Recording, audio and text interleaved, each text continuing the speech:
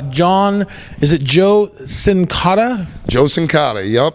Full Force Studios. And he's somebody that you've worked with at least 2 or 3 times in the past, right? Yeah, we've worked with him a lot. Actually, he was our live sound man quite a bit and still does do sound for us, but because the Full Force Studio that he's been working on in New York has gotten much busier, he can't really afford to be out and leave his business at home. So we have Jared Pritchard doing sound with us now. Really great engineers, got tons of experience, professor at his craft. He really knows how to dial us in, so we're using him now. But a lot of respect to Joe, and hopefully we'll be able to drag him out on the road again in the future. And Zeus had some part in this one, right? Well, you know, as a band, we like to change our recording habits and people who we use quite frequently. You know, we learn new tricks of the trade in and out from different people. But Zeus just happened to have like a really good ear, and he did a lot of different products like Hatebreed and, you know, so on and so forth. And he just knows how to really dial in a band. Him being so close to us on the East Coast, him kind of being a fan of the band as well, which we found out a little bit later, kind of helped. So we used Joe to do all the tracking at home, and then we sent it to Zeus up in Boston, and Zeus just went to town on it. So it was like we got the best of both worlds. We had opportunity to use somebody who's just a very well-known producer and engineer, as well as use our hometown boy Joe, he's excellent on his own, and you know, just make the most out of that production that we possibly could. And you have a not-so-new drummer in the band, right? Yeah. We have Mr. Davey Colross, who played on the Despise the Sun record back in EP back in 1998. Yeah, we had some pretty miserable problems with the lineup with Mr. Mike Smith and so on and so forth. You know, things just, I don't know, I guess boiled to a head where it just kind of exploded, and we all thought it would be for the better that we parted ways. But you know, Dave, he's an awesome drummer, man, and I think that even if you guys listen to what he did back in 1998 as opposed to the new record, Pinnacle of Bedlam, he's just an amazing drummer, and I hope you guys really enjoy the playing he's doing. He's probably one of the best musicians I've worked with. And are you guys going in a different direction than Mike would have had you go? No, not necessarily. I mean, Mike had his own writing and style, but it was very Suffocation-esque in itself. So, you know, he had his part in writing music as well back in the day. Quite not as much as, you know, let's say me being the guitar player. I play a lot, so I'm constantly writing. But in general, I mean, I think it hasn't changed the vibe of Suffocation. In fact, I think we're a little bit more aggressive now with Dave than we were with Mike. I see. Now, the first 3 albums were with Roadrunner. Yep. Have you? Do the contracts sometimes eventually expire to where you can get them? Have those expired? Yeah. Well, to be honest with you, when that stuff comes around, it's usually about 10 years, and then you can feel free to pretty much do whatever you want to do. It's been over that forever, the forgotten. But you know, if Roadrunner decides to make a repressing of it or something like that, they can go and do it. At this point, we're not like really pursuing trying to remanufacture any of the older records from Roadrunner. That was 3 different labels ago.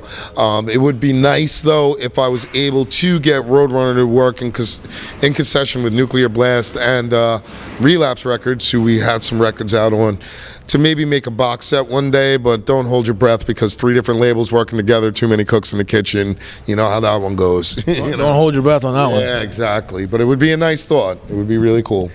Now, people say that you guys are responsible for bands like Whitechapel, deathcore overall. Is that as a diss or as something to be proud of? Well, no. Actually, I don't look at it as a bad thing at all. I mean, anybody who thinks that we gave them some type of influence and you know, really listen to Suffocation a lot to the point where they make that comparison and say, hey, you know, you guys influenced us in our creativity and stuff like that, I think is a good thing. So thank you guys for even saying that. But in general, I think that Suffocation tries to keep itself a little bit apart more than the deathcore genre or the metalcore or the things of that nature.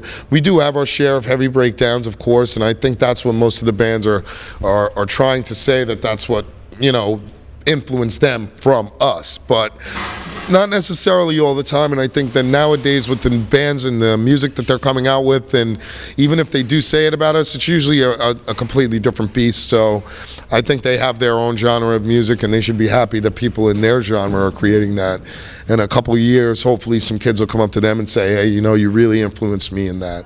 It's kind of flattery in the making, you know, so thanks, guys. Okay, and now when you're writing a riff, when do you know that's the one? Do you get a feeling? Do you get a sweat, or your toes twinkle, or sometimes something? Yeah. I mean, sometimes for me when I'm writing a riff, I'm usually just kind of unenchanted with my own playing all the time. You know, I know myself that well, and I think most people are their own worst critics, especially musicians. But in the long run, for me, it's like if I'm in the middle of creating a riff, and one of the other guys come up and says, you know, this would kind of sound cool, or maybe try this idea, and then somebody else comes up, and when finally somebody turns around and says, you know what, that sounds really cool, I'm sold on it, and it's just like, okay, we'll keep this riff. But it's very far and in between. It's very far and in between that we say, yeah, that's the deal. Right from jump, we've already just made something, and it sticks. So we're pretty much our own worst critics, you know. We're our own worst scrutinists. You know? What about other people's riffs? Have you learned any other riffs from anybody that you thought catchy lately? I mean, not in particularly. I've been spending a lot more time just on myself, just trying to create more riffs and not be behind the 8 ball. You know, we do the new album just came out, so I'm usually just sitting at home, just like, you know, futzing around and just trying to make up some new riffs and keep them and refine them more and more. So I mean, I do have a lot of bands I listen to, of course, but like Eruption and Aeon and Decrepit Birth and, you know, things of that nature. I also have like a lot of older school bands that I listen to, you know, like the Carcass and the Entombs and stuff like that. So I have a pretty varied wide range of music. That was just more of the metal side. Sure. You know, but what's that other range at? Are you doing some jazz, blues? I listen to Chick Corea and, you know, Satriani and you know, things of that nature. You know, some Paco de Lucia. You know, just anything that's like really, you know, seriously musical. You know, I don't like really sterile kind of sounding music. I like there to be a lot of varying, even in the metal that I play. So, you know, I always listen to everything, and just like if I can find something good out of one album, I'm happy, you know. So you're not digging on any Katy Perry or Lady Gaga grooves? No, not at all. No. It's all good. Yeah. Now, how'd you hook up with you got California-born Raymond Swanland to do artwork for you? All right. Well, I mean, basically, we had an artist we've had a bunch of different artists, but we had John Zig doing a couple of records for us, and we just figured, hey, you know, maybe it's time to just check out somebody else. Even though John Zig's a great artist, I recommend him to any other bands out there, or for tattoos for that matter. You know, the label just wanted to try something different. Raymond Swanland, you know, he's done some of those Magic the Gathering cards, and, you know, he did some Abe's Exodus for you older people that were playing Sega. You know, yeah, right. And the artwork has always been killer. So, you know, we had a kind of a concept on what we wanted to do, and we looked up a bunch of different artists and looked at their artwork. But we were pretty sold on Raymond. He's really a great artist, and he's got some different textures, and you know, we just ran with it, and he really did a fantastic job. Yeah, he's an amazing artist. He's got some great stuff. Yeah, he does, man. I know that Frank is a connoisseur of the chronic.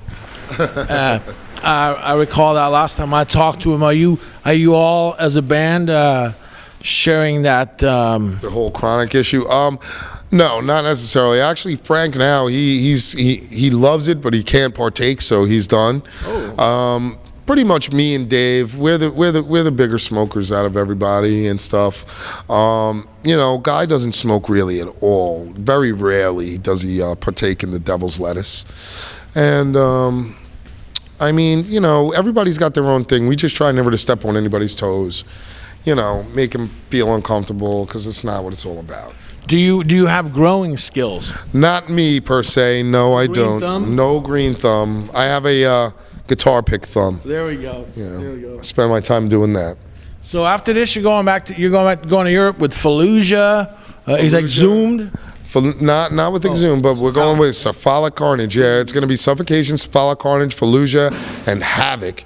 Wow. And it should be pretty interesting, man. You know, 4 American bands on a bus in Europe might be kind of chaos. Right on. Well, I'm sure it's gonna be a lot of fun, huh? Yeah, I'm really looking forward to it. We've never had the full opportunity to do a full tour with the Cephalic Carnage guys, and I mean, we've known them for such a long time. I mean, obviously, we've grown up with them and played gigs with them, but never had like an elongated period of time to just sit there and jam and just act stupid. So I'm really looking forward to doing that this tour. I know those guys are the connoisseurs of the kind, for sure. Yeah. They're the Colorado Hydro fine grind.